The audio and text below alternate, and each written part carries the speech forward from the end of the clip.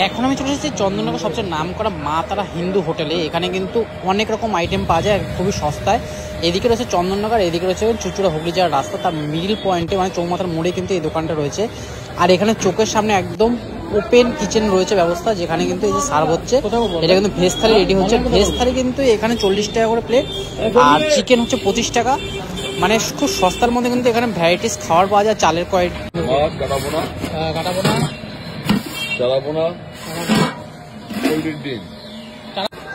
গরম মাংস হবে কত 25 পিস।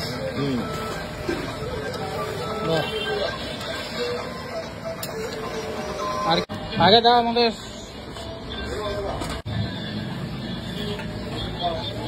এটা সবজি, দুটো সবজি দাও। ফার্স্টে কিন্তু এখন চলে যাচ্ছে গরম গরম একদম ভেজ থালি। ভেজ থালির মধ্যে দেখো রয়েছে কিন্তু ডাল রয়েছে, পাঁপড় রয়েছে, পেঁয়াজ রয়েছে, লেবু রয়েছে, আলু ভাজা রয়েছে, আর বাঁধাকপি ফুলকপির তরকারি একটা রয়েছে। এখানে যে আইটেমটা রয়েছে এখানে কিন্তু 40 টাকা রয়েছে। আর এখানে কিন্তু আনলিমিটেড সবজির তরকারি তোমরা পাবে, কিন্তু ভাতটা কিন্তু এক্সট্রা রাইস কিন্তু এখানে 5 টাকা করে। এই হচ্ছে এখানে বাঁধাকপির তরকারি। বাঁধাকপির তরকারিটা জাস্ট অসাধারণ। এই হোটেলে কিন্তু আমি আগেও খেয়েছি, কিন্তু তখন কিন্তু ব্লগ করার সুযোগটা হয়নি, তাই আজকে আমি কিন্তু এখানে ব্লগ করতে চলে এসেছি। আর এখানে কিন্তু ভেজ থালিটা কিন্তু অসাধারণ। আর সামনেই একটা টিভি রয়েছে, টিভিতে কিন্তু গান চলছে। আর এখানে মুসুর ডাল দিয়েছে, মুসুর ডালটা কিন্তু খুব সুন্দর। আর লেবুটা পাতি লেবু দারুণ। আমার গন্ধরাজ লেবু একটু বেশি এখন খেতে ভালো লাগে। গরমকালে গন্ধরাজ লেবু কিন্তু মানে তুলনা হয় না। পাতি লেবু খুব ভালো পেটের পক্ষে। আর আলু ভাজাটাও খুব ঝুরঝুরে হয়েছিল।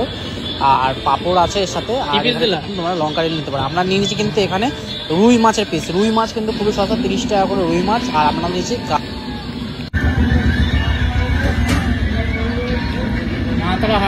হোটেলে খাওয়া দাওয়া, সবজি বা 40 টাকা। আর রুই মাছ কত বললো? রুই মাছটা জিজ্ঞেস করে বলবো আমাদের কত। একদম চন্দননগর মোড়ের রোডের ধারেই কিন্তু দোকানটা।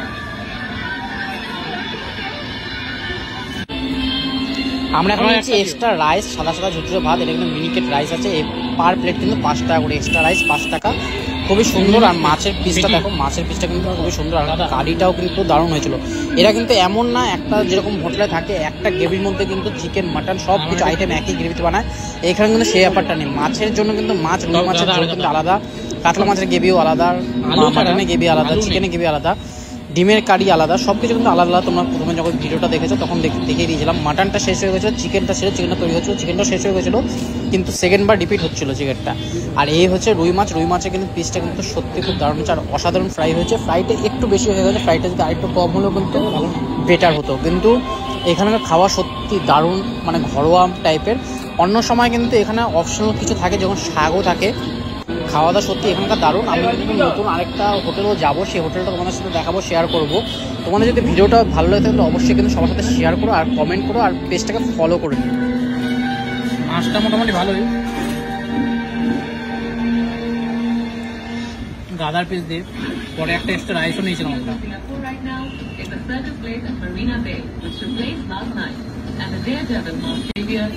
রাইসের কোয়ান্টিটি একটু কম দেয়।